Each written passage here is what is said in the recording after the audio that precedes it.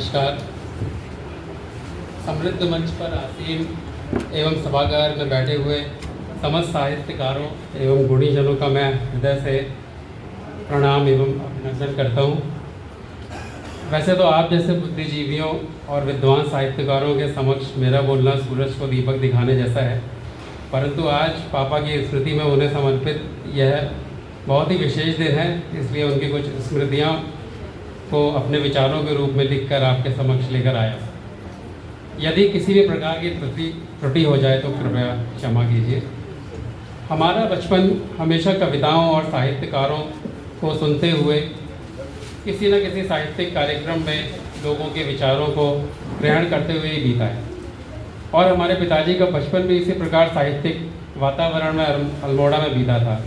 हमारे बाबा स्वर्गीय श्री दाऊ कृष्ण वर्मा वैसे तो कृषि वैज्ञानिक थे, लेकिन साहित्यिक कार्यक्रमों के आयोजन तथा कविताओं और कहानियाँ लिखने में उनकी उपलब्धियाँ कम नहीं थी। एक और विज्ञान के क्षेत्र में उन्होंने ICAR में कार्यरत रहते हुए अल्मोड़ा स्थित श्री विवेकानंद लैब कृषि संस्थान में महत्वपूर्ण उपलब्धियाँ हासिल की। उन्होंने 1950 के दशक में भारत को पहली बार खाने योग्य मशरूम प्रयोगशाला में विकसित करके दिखाया। दूसरी ओर उन्होंने अल्मोड़ा में अल्मोड़ा लेखक संघ की स्थापना की और अनेक साहित्यिक सम्मेलनों का आयोजन किया। इन सम्मेलनों में श्री सुमित्रानंदन पंत जी, श्री गोपाल दास नीरज जी, श्री काका हाथरसी जी, श्री सोम ठाकुर जी जैसे अनेक और महान कवियों का सानिध्य मिला।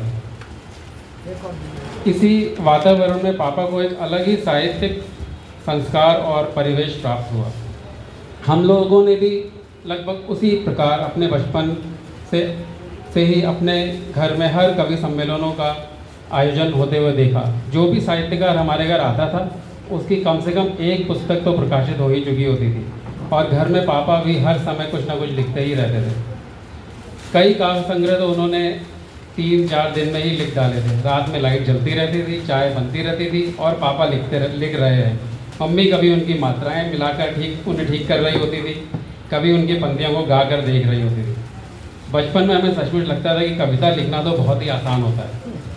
जैसे कोई भी व्यक्ति गा सकता है वैसे कोई भी व्यक्ति कविता लिख सकता है, लेकिन जैसे हर गाया हुआ गीत सुनने योग्य नहीं होता और ना ही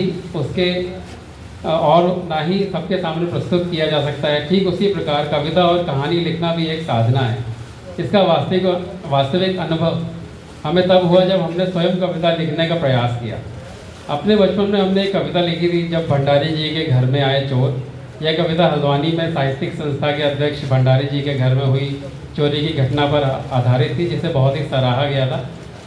पापा की कविताएं पढ़ते हुए और अन्य कवियों की कविताएं पढ़ते हुए एक बात धीरे धीरे समझ में आई कि कविता केवल शब्दों का संयोजन नहीं होती, वह लिखने वाले और सुनने वाले के बीच स्थापित होने वाला एक वैचारिक संतुलन को दर्शाती है, और यह संतुलन उस हर उम्र के साथ बदलता रहता है।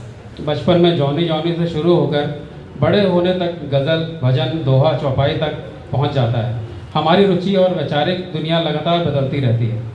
कविता धीरे धीरे एक ऐसी मौलिक वैचारिक अभिव्यक्ति का रूप ले लेती है जिसे ना पहले किसी ने सुना, ना लिखा, ना ही कहा गया हो। बिल्कुल नई, जैसे कोई पेटेंट, बिल्कुल अनोखी और सबसे अलग। यह परंपरा आदिकाल से चली आ रही है। तुलसीदास, रहीमदास, कबीरदास, गालिब सभी ने अपनी रचनाओं में किसी न किसी कहीं ना कहीं अपना नाम अंकित कर दिया है। पापा की कविताओं में भी हमें उनके समय के साथ बदलती हुई वैचारिक भावनाओं का संकेत मिल जाता था। दहेज प्रथा पर अपनी कविता सुनाते हुए स्वयं ही इतने भावुक और क्रोधित हो जाते थे कि उनकी आवाज़ और भाव भंगिमा में वह आक्रोश साफ दिखाई देता था। उनकी हास्य कविताओं में हमने व्यंग्य की गहराई देखी। अट्टहास में अपने कॉलम मौसमी रंगत के माध्यम से वे वर्तमान समय में चल रही परिस्थितियों पर हमेशा कुछ ना कुछ लिखते रहते थे। उनकी कविता गांधी जी का चौथा बंदर भी शायद हमने 2006-7 में आसपास सुनी थी। बाद में वह अट्टहास में प्रकाशित हुई और अब हंसते हंसाते में भी प्रकाशित हो चुकी है। और ऐसा नहीं रहा कि केवल पापा की तरफ से साहित्यिक वातावरण मिला। हमारे मामा जी विनय सरगम जी भी लेखन एवं कविता पाठ में बहुत सक्रिय थे। उनका सरगमी छक्का और कार्टूनी स्ट्रिप काका हाथरसी जी द्वारा संपादित मीठी मीठी हसाइयों में प्रकाशित होते थे। बाद में उन्होंने कॉमिक लेखन में अग्निपुत्र रबे सीरीज निकाली। एक किस्सा मुझे याद आता है। जब हम लोग बहुत छोटे थे तो रात में लाल किले पर एक महाकवि सम्मेलन का आयोजन था, जिसमें श्री काकातीर्थी, श्री शैल चतुर्वेदी, श्री अशोक चक्रधर, श्री गोपाल दास नीरज जी आदि कवि सम्मिलित हुए थे। और उसमें मामा जी, पापा और मम्मी ने अपना कविता पाठ किया था। पापा के पर्यावरण के प्रति बहुत ज़्यादा लगाव था। उन्होंने अल्मोड़ा में कई पर्यावरण से जुड़े कार्यक्रम किए। जब टिहरी बांध परियोजना के विरोध में श्री सुंदरलाल बहुगुणा जी ने अनशन किया था, तब भी पापा काफ़ी दुखी हुए थे। इसके फलस्वरूप उन्होंने वृक्ष मित्र हैं किताब लिखी एवं संस्था बनाई। आज जब मैं पीछे मुड़कर देखता हूँ तो लगता है कि हम लोगों ने साहित्य को केवल पढ़ा या सुना नहीं है, हमने उसे जिया है। हमारे लिए कविता केवल कागज़ पर लिखे हुए शब्द नहीं रही, वह हमेशा हमारे घर का हिस्सा रही, हमारी बातचीत का हिस्सा रही, हमारे बचपन का हिस्सा रही और हमारे पापा की स्मृतियों का एक अभिन्न हिस्सा रही। और शायद इसीलिए आज पापा को याद करते हुए उनके बारे में बोलने में मेरे लिए उनकी अनगिनत स्मृतियों को फिर से जीना है, जिसमें कविता है, साहित्य है, हास्य है, व्यंग्य है और सबसे बढ़कर हमारे पापा हैं। पापा को एक विनम्र श्रद्धांजलि।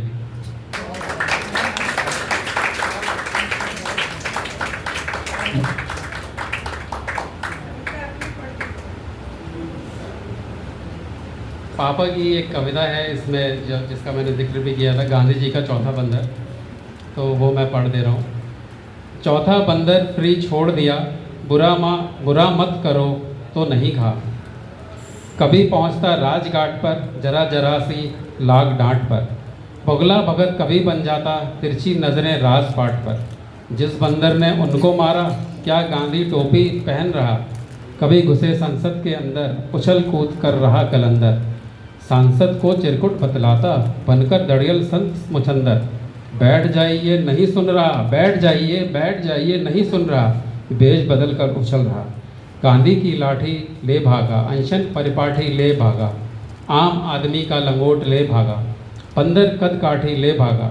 चश्मा कलम घड़ी नीलामी, समझो क्यों है राम कहा। श्री बजरंग संभालो इसको, बिगड़े ढंग संभालो इसको। जय कपीश इस कपी को रोको, विकृत अंग संभालो इसको। तीनों बंदर परेशान हैं, चौथे कपी का जुल्म रहा। धन्यवाद।